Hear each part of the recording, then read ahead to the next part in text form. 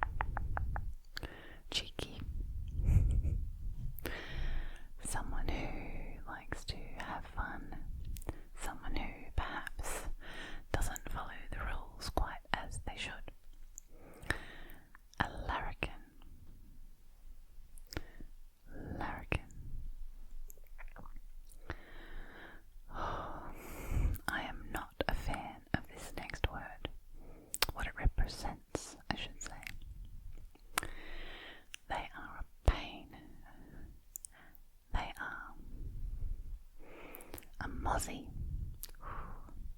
Mozzie, Mozzie, Mozzie, Mozzie, Mozzie, Mozzie, Mozzie, Mozzie, Mozzie. Of course, you know what this is, right? A mosquito. Horrible little buzzy things. Mozzies are very annoying. Mozzie. Next, we have another phrase. No worries. No worries. No worries, mate. We use this all the time to mean quite a few different things. And something to know about, to backtrack, the word mate. You can use the word mate to refer to someone who's serving you at a shop or a cafe, or a bus driver or a taxi driver, or your best friend or an acquaintance. You can use mate for somebody you love or somebody you hate. It depends on how you say it. No worries is similar in that it can mean different things in different contexts, but generally it means that's okay. So, somebody apologizes about something, you might say, no worries. Or someone might say, I'll meet you tomorrow if that's okay. And you'll say, no worries. It's used all the time. And it's hard to define, but you know what it means when you use it.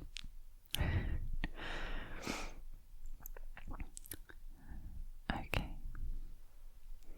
So, the next word is reckon, reckon, reckon, reckon, reckon, reckon, reckon, reckon, reckon, reckon, reckon, reckon, reckon, reckon, reckon, reckon, reckon, reckon.